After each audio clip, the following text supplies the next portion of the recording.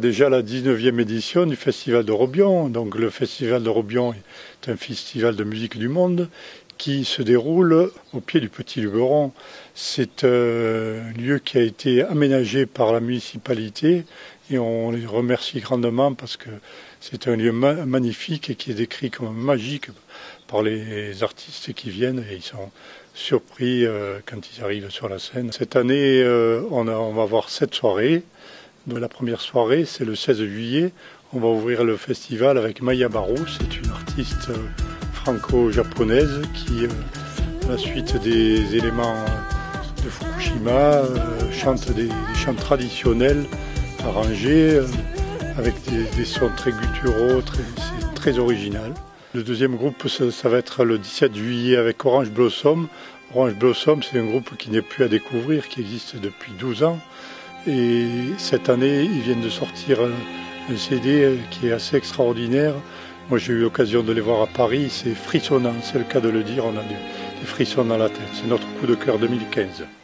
Ensuite, le samedi 19, nous allons accueillir une diva qui s'appelle Esther Rada. Elle tourne actuellement sur tous les plus grands festivals jazz d'Europe. Ça va être une très belle soirée. Ensuite, nous allons faire 3 jours de pause pour reprendre avec Mariposa. C'est un duo qui est d'Avignon, mais le chanteur est espagnol, qui s'appelle Jorge Delgado. Et ils vont nous chanter des musiques d'amour et de révolte. Et là, ça sera un cadre un peu différent. Ça sera dans la cour d'honneur de la Romanière. Chaque année, on fait un concert dans ce lieu, qui est un ESAT, un lieu qui accueille des personnes handicapées, donc c'est notre manière de rendre hommage à ces personnes. Et le jeudi 23, nous accueillons les Frères Smith. C'est un groupe qui est basé sur Paris. C'est 12 musiciens qui sont inspirés des musiques de Fela. Ça va swinguer et là, on s'attend à une très belle soirée aussi.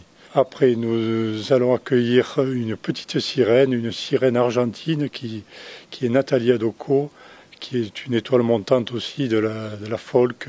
Et puis on va clôturer avec une grandissime chanteuse qui est Oum, elle est marocaine. Elle a fait un album qui s'appelle Soul of Morocco.